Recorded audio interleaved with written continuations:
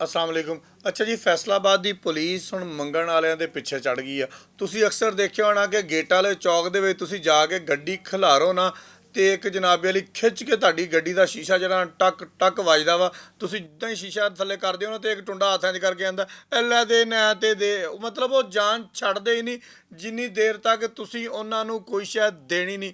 ਇਹਨਾਂ ਨੂੰ ਤੁਸੀਂ ਪ੍ਰੋਫੈਸ਼ਨਲ ਯਾਨੀ ਕਿ ਕਾਰੀਗਰ ਜਿਹੜੇ ਨਹੀਂ ਹੁੰਦੇ ਉਹ ਮੰਗਣ ਵਾਲੇ ਕਹਿ ਸਕਦੇ ਹੋ, ਜਿਨ੍ਹਾਂ ਦੇ ਕੋਲ ਲੱਖਾਂ ਰੁਪਇਆਂ ਦੀ ਪ੍ਰਾਪਰਟੀ ਬਣ ਚੁੱਕੀ ਆ, ਜਿਨ੍ਹਾਂ ਦੇ ਕੋਲ ਗੱਡੀਆਂ ਕਾਰਾਂ ਪਤਾ ਨਹੀਂ ਉਹਨਾਂ ਨੇ ਕੀ ਕੀ ਆਪਣਾ ਬਣਾ ਲਿਆ ਵਾ। ਲੇਕਿਨ ਅਸੀਂ ਹਮੇਸ਼ਾ ਦੀ ਤਰ੍ਹਾਂ ਉਹਨਾਂ ਨੂੰ ਗਰੀਬ ਸਮਝ ਕੇ, ਜ਼ਰੂਰਤਮੰਦ ਸਮਝ ਕੇ, ਕੋਈ 10 ਕੋਈ 20 ਕੋਈ 25 ਕੋਈ 30 ਜਿੰਨੇ ਵੀ ਕਿਸੇ ਦੇ ਸਰ ਦੇ ਬਣਦੇ ਹੁੰਦੇ ਨਾ ਉਹ ਦੇ ਦਿੰਦੇ ਆ। ਲੇਕਿਨ ਅੱਜ ਵਾਲੀਆਂ FIR ਜਿਹੜੀਆਂ ਤੁਹਾਨੂੰ ਮੈਂ ਦੱਸਣ ਲੱਗਾ ਵਾਂ, ਇਹ ਤੋਂ ਬਾਅਦ ਸ਼ਾਇਦ ਤੁਸੀਂ ਵੀ ਇਹ ਕੰਮ ਕਰਨੋਂ ਹਟ ਜਾਓਗੇ। ਹਟਣਾ ਤਾਂ ਨਹੀਂ, ਵੈਸੇ ਅੱਗੇ ਹੀ ਮੈਂ ਬੜੀ ਵਾਰੀ ਤੁਹਾਨੂੰ ਦੱਸਿਆ ਵਾ ਕਿ ਇਹ ਜਿਹੜੇ ਮੰਗਣ ਵਾਲੇ ਆ ਨਾ, ਜਿਹੜੇ ਸ਼ਹਾਰਿਆਂ ਤੇ ਖਲੋ ਕੇ ਮੰਗਦੇ ਆ, ਇਹ ਤਾਂ ਆਪਣੇ ਪੱਲਿਓਂ ਪੈਸੇ ਦੇ ਕੇ ਨਾ ਸ਼ਹਾਰੇ ਵੀ ਠੀਕ ਕਰਵਾ ਦਿੰਦੇ ਆ ਕਿ ਭਾਈ ਸ਼ਹਾਰਾ ਠੀਕ ਹੋਏਗਾ, ਲਾਲ ਬੱਤੀ ਬਲੇਗੀ, ਗੱਡੀ ਖਲੋਏਗੀ ਤੇ ਅਸੀਂ ਉਹਦੇ ਕੋਲ ਜਾ ਕੇ ਮੰਗਾਂਗੇ। ਬਾਅਦ ਦਫਾ ਬੰਦਾ ਗੱਡੀ ਖਿਲਾਰਦਾ ਵਾ, ਹਲਕਾ ਹਲਕਾ ਮਿਊਜ਼ਿਕ ਲਾਇਆ ਹੁੰਦਾ ਵਾ ਤੇ ਇੰਨੀ ਖਿੱਚ ਕੇ ਆ ਕੇ ਉਹ ਸ਼ੀਸ਼ਾ ਖੜਕਾਉਂਦੇ ਆ ਕਿ ਚੰਗੇ ਭਲੇ ਬੰਦੇ ਦਾ ਤਰਾਹ ਨਿਕਲ ਜਾਂਦਾ। ਖੈਰ ਜੀ, ਹੁਣ ਅਸੀਂ ਇੱਥੇ ਗੱਲ ਕਰਦੇ ਹਾਂ CPO ਫੈਸਲਾਬਾਦ ਸਾਹਿਬਜ਼ਾਦਾ ਉਮਰ ਬਲਾਲ, ਜਿਹਨੂੰ ਅਸੀਂ ਕਹਿ ਸਕਦੇ ਹਾਂ ਕਿ ਦੇਰ ਆਏ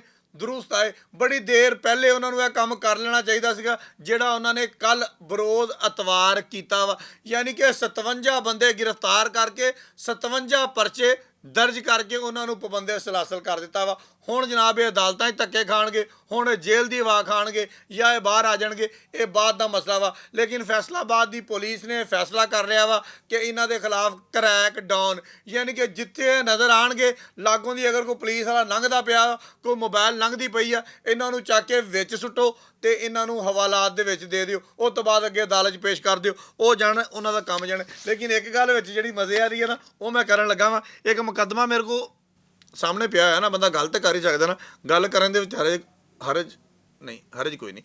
ਜਿਹੜਾ ਅੱਛਾ ਕੰਮ ਉਹ ਅਸੀਂ ਦੱਸਤਾ ਕਿ ਪੁਲਿਸ ਨੇ 57 ਬੰਦੇ ਗ੍ਰਿਫਤਾਰ ਕਰ ਲਿਆ, ਲੇਕਿਨ ਇਹਦੇ 'ਚ ਇੱਕ ਘੁਰੀ ਆ ਬਿੰਗੀ ਜੀ ਮੈਨੂੰ ਨਜ਼ਰ ਆਈ ਆ, ਤੁਸੀਂ ਵੀ ਜ਼ਰਾ ਦੇਖ ਲੈਣਾ। ਇਹ ਮੁਕੱਦਮਾ ਦਰਜ ਹੋਇਆ ਵੇ ਇੱਕ 1203/25 ਜੁਰਮ ਹੈਗਾ ਜੀ ਇਹਦੇ 'ਤੇ, ਜਿਹੜਾ ਉਹ ਪੰਜਾਬ ਬੈਗਰ ਐਕਟ ਜਿਹੜਾ ਵੀ ਲੱਗਦਾ ਵਾ।